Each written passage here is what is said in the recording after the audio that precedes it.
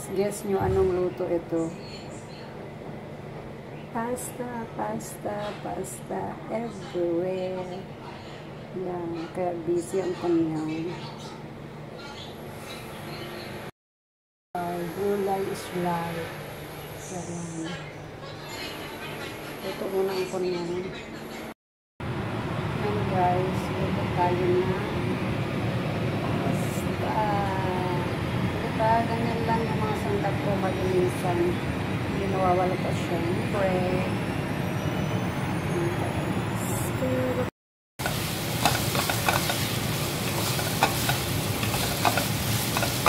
Guys, gisa-gisa muna natin yung chicken at sausage.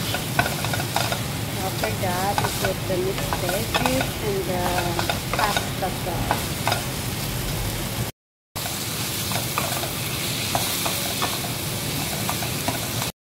Guys, hello! Mega love shout out everyone! Yan na naman yung luto ng konyang walang katapusang stir-fry veggies. Diba guys? Ganyan lang. Gisa-gisa-gisa. Siyempre, kapag ginahalo mo yan, samahan mo ng haluin mo, samahan mo ng pagmamahal. Diba? Para mas, mas sumarap. Kaya halo-haluin mo ng may kasamang pagmamahal. Diba guys? Ayan. Ganyan lang naman yung stir-fry veggies. Gisa-gisa is real lang. O, diba? Hot cook lang yung mga niya, ibang sangkap gaya ng yung sibuyas, tsaka yung capsicum na kulay-kulay. Makulay ang buhay. Ika nga. Kaya yung niluluto ko makukulay din. Diba? Tapos meron pa sa kabila guys. Ito naman yung ginagawa kong para sa pasta ko. O, diba? May gulay pa rin. Gulay is life.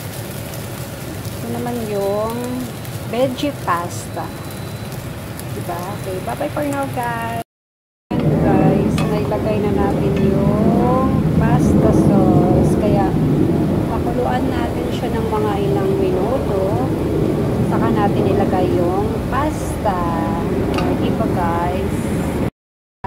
Nilagay ko na yung pasta. Yung pasta kung nagtaka kayo, puro iba-iba yung diba? Ibang-ibang shape kasi yun yung mga tira-tira kong pasta kapag ako nagluluto. Kaya nisa ko na lang para Ilang pa yung sauce niya guys, dagdagan natin. O, diba? Tapos may nakasalang na naman ako na isa. Kaya dyan na kayo. Guys, luto na rin ang aking veggie pasta. O, diba? Kaya, kain na na. Guys, ito na yung pangatlong menu ko. O, diba? Luto for more. Ito naman siya, yung sa akin parang munggo. Tinatawag nilang lentil. Pini-pressure cooker ko na yun. Ito siya Pini-pressure cooker ko muna siya para madali siyang lumambot. Ay, nahulog na yung doon, yung takip. Yan yun siya guys. Parang munggo sa atin. Pero naka-pressure cooker siya para mabilis siyang yan, lata na. Ganyan siya. Lentil daw yan. Ako siya ng garlic and ginger paste. Ako lang din gumagawa. Piniblend ko lang. Tapos, nilagay ko dyan bago yung sibuyas, guys. Cumin seed. Tapos, pag mag-brown na to siya, ilagay ko na yung tomato. And then, after that, pag lumambot na yung tomato, ilagay ko na yung mga spices. Yung mga herbs like turmeric powder, garam powder, coriander powder, chili powder, saka yung dal powder. Yung dal powder, yung lentil guys.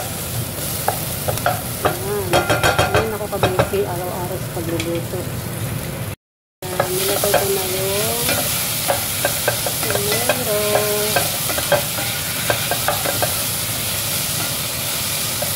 Palambutin muna natin yung tomato. Pag pinalambot natin yan, lagay na rin natin yung ano, tawag dyan, salt.